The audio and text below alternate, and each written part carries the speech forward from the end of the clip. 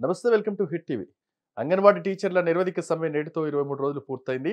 రాష్ట్ర ప్రభుత్వం చర్చలకు కేవలం చుట్టపు చూపుగా పిలిచారని ఆవేదన వ్యక్తం చేశారు. మీ డిమాండ్స్ కొన్ని చేశామని జీతం మాత్రం చేయలేమని తెలియజేశారు. కానీ జనవరి 23న రాష్ట్ర వ్యాప్తంగా కలెక్టరేట్ ముట్టడి చేస్తామని చెప్పి వచ్చారు. బుధవారం ఉదయం 9 గంటల నుంచి కలెక్టర్ ఆఫీసులోని వేలాది జనాలతో కలెక్టరేట్ ముట్టడించారు. అందులో భాగంగా ఉమ్మడి జిల్లా అయిన అన్ని నియోజకవర్గాల్లో అంగన్వాడీ టీచర్ని అర్ధరాత్రి అరెస్ట్ చేశారు. అలాగే ఈ అరెస్టును లెక్క చేయకుండా కూడా ఎంతో మంది అంగన్వాడీ టీచర్లు కలెక్టరేట్కి చేరుకున్నారు. రాష్ట్ర అధ్యక్షుడైన మాజీ ఎమ్మెల్యే గఫూర్ మాట్లాడుతూ 23 రోజులైనా గవర్నమెంట్ నుంచి ఎలాంటి స్పందన లేదు. అంగన్వాడీ టీచర్లు అంటే మీకు ఎందుకు ఇంత చిన్న చూపు అంటూ విమర్శించారు. వాళ్ళ న్యాయమైన డిమాండ్లను మాత్రమే అడిగారు, కానీ మీ ఆస్తులు ఇవి రాసివ్వమని అడగలేదు కదా అంటూ ఆవేదన వ్యక్తం చేశారు. చిన్న పిల్లలతో తల్లిదండ్రులు అంగన్వాడీ టీచర్ల మీద పడేసిపోయినా కూడా వాళ్ళ సొంత పిల్లల మాదిరిగా వాళ్ళని చూసుకుంటూ వాళ్ళని ఒక దారికి తేవడానికి ఎంతో శ్రమిస్తున్న వారికి గుర్తింపు లేకపోయింది.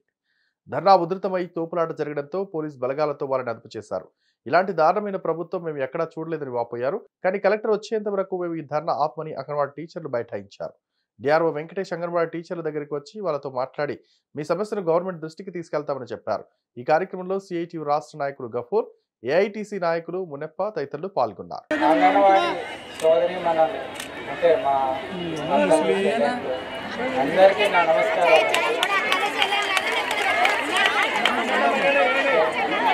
మరి 20 రోజుల నుంచి గమనిస్తున్నాము, ట్రాక్ చేస్తున్నారు.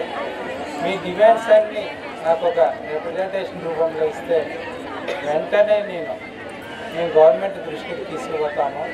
మీరు ఎందుకంటే మీకు రిప్రజెంటేషన్ ఇవ్వకపోతే ఎలా అంటే ఇస్తేనే దాన్ని ఇప్పుడు ఇవ్వండి.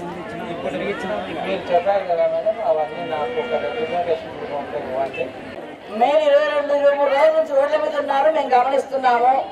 వారు అప్రెంటిస్ ఇమ్మన్నారు, మనమేమంటే అంతకుముందు చాలాసార్లు ఇచ్చాము అని, అయినా కూడా ఇస్తాము. అయితే సానుకూలంగా స్పందించినారు. సరే మీరు కాదు సార్, పైకి చెప్పండి. చాలా కష్టం, చాలా ఇబ్బంది. మన కలెక్టరేట్ ముట్టడించగా లోపలికి కూడా వస్తారు, ఏమైనా చేస్తారు. వీళ్ళు ఆడవాళ్ళు కాదు, ఆడ పులులు అని చెప్పేసి పద్ధతిలో చెప్పాల్సిన అవసరం ఉందని చెప్పేసి మేము రిక్వెస్ట్ చేస్తున్నాము. ఇంకో విషయం ఏమంటే 5వ తారీఖు ఆల్టిమేటం అన్నారు. 3 రోజులుగా ఆందోళన సాగుతుంది. 1,00,000 మందికి పైగా 1,10,000 మంది అంగన్వాడీలో ఆందోళన చేస్తున్నారు. దీనివల్ల పేద ప్రజలకు అనేక సేవలు నిలిచిపోయినాయి. ప్రభుత్వానికి పేదవాళ్ళ మీద ప్రేమ ఉంటే తక్షణం ఇలా నాయకుల్ని పిలిచి మాట్లాడి పరిష్కారం చేసుకోవాలా. ఇలా గొంతెమ్మ కోరికలు ఏం లేవు. 26,000 జీతము దేశవ్యాప్తంగా అడుగుతున్నారు, వీళ్ళు అడుగుతున్నారు. కాదు 26,000 ఇవ్వలేకపోతే ఇదిగో నేను ఇంత ఇస్తాను, కనీసం 15,000 ఇస్తాను, 16,000 ఇస్తాను, అట్లన్నా చర్చ జరపాలి. కానీ అట్లేమి లేదు. నేను తొక్కేస్తాను, నేను అంచివేస్తాను, నేను మిమ్మల్ని ఉద్యోగం తొలగిస్తాననే పద్ధతిలో బెదిరింపులకు ప్రభుత్వం తలపడుతుంది.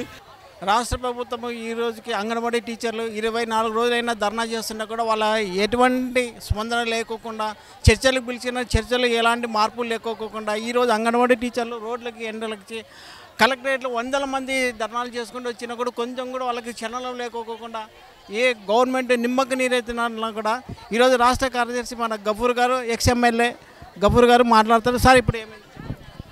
గత 23 రోజులుగా ఆందోళన జరుగుతుంది. 1,10,000 మంది అంగన్వాడీ వర్కర్లు ఆందోళన చేస్తున్నారు. 100% సమ్మె జయప్రదంగా జరుగుతుంది. ప్రభుత్వము వీళ్ళు 26,000 అడుగుతున్నారు, 26,000 ఇవ్వలేకపోవచ్చు. కూర్చోబెట్టి మాట్లాడచ్చు కదా. ఆయనే స్వయంగా పాదయాత్రలో నెత్తి మీద ముద్దులు పెట్టి నేను వస్తే తెలంగాణ కంటే 1000 రూపాయలు ఎక్కువ ఇస్తా అన్నాడు. అది ఇచ్చిన పరిష్కారం అవుతుంది. 13,500 ఎక్కడ ఉంది? 14,500 నువ్వు 1,000 రూపాయలు పెంచితే అది ఇచ్చి నేను మళ్ళీ ఎన్నికైన తర్వాత మీ సంగతి నేను పరిష్కారం చేస్తానని చెప్తే ఒప్పుకుంటారు. ఏమీ లేదు. ఆ ఒక్కటి అడగొద్దు, జీతాలు అడగకూడదంట. జీతాలు అడగకపోతే ఆకలి పోతుందండి. మరి వీళ్ళేమో పేదవాళ్ళకు పౌష్టికారం పెట్టాలా, బాలింతలకు గర్భిణీలకు సేవ చేయాలా, వీళ్ళు మాత్రం పస్తులు ఉండాలి. ఏం న్యాయం ఇది? కాబట్టి జగన్మోహన్ రెడ్డి ప్రభుత్వానికి మేము చెప్తున్నాం, ఇది నీ వైఖరి సరైనది కాదు. పేదవాళ్ళతో పెట్టుకోవద్దు. 1,10,000 మంది ఇలా ఆందోళన చేస్తున్నారు. తొక్కేస్తా అంటే తొక్కేలేవు. వీళ్ళు అనుకుని నేను తొక్కేస్తారు. నీవు ఎంతోమందిని తొక్కేయలేవు. ముఖ్యమంత్రిగా నీకు జనం ఎన్నుకున్నది ప్రజల సమస్య పరిష్కారం చేయాలి తప్ప ప్రజల్ని అంచివేయడానికి కాదు. కాబట్టి అంగన్వాడీ సంఘాలతో చర్చలు జరపమని మేము డిమాండ్ చేస్తున్నాం సిఐటిగా. ఆ రకంగా చర్చలు జరపకుండా నిర్బంధాన్ని ప్రయోగిస్తే వాళ్ళకు మద్దతుగా మొత్తం కార్మిక వర్గం రోడ్లు ఎక్కుతుందని హెచ్చరిక చేస్తున్నాం. సార్ 2 సార్లు చర్చలు పిలిచారు కదా సార్, ఏమైంది? అదే చర్చలకు పిలిచి ఏమంటున్నారు? జీతాలు అడగొద్దు అంటున్నారు. పెంచినట్లయినా మిగతాది ఏం పెంచుతారు? ఇప్పుడు మీకు 58 సంవత్సరాలు కాకుండా 60 సంవత్సరాలు చేస్తానని ఆయాలకు చెప్తున్నాడు. చెయ్యి, ఎవరొద్దన్నారు? కానీ ప్రధానమైన డిమాండ్ ఏమిటి? జీతాలు. ధరల పెరుగుదల ఉంది కాబట్టి నువ్వే ఎలక్ట్రిసిటీ ఛార్జెస్ పెంచుతావా, నువ్వే బస్సులు ఛార్జీలు పెంచుతావా, నువ్వే చెత్త పన్ను వేస్తావా, నువ్వే ఇంటి పన్ను పెంచుతావా?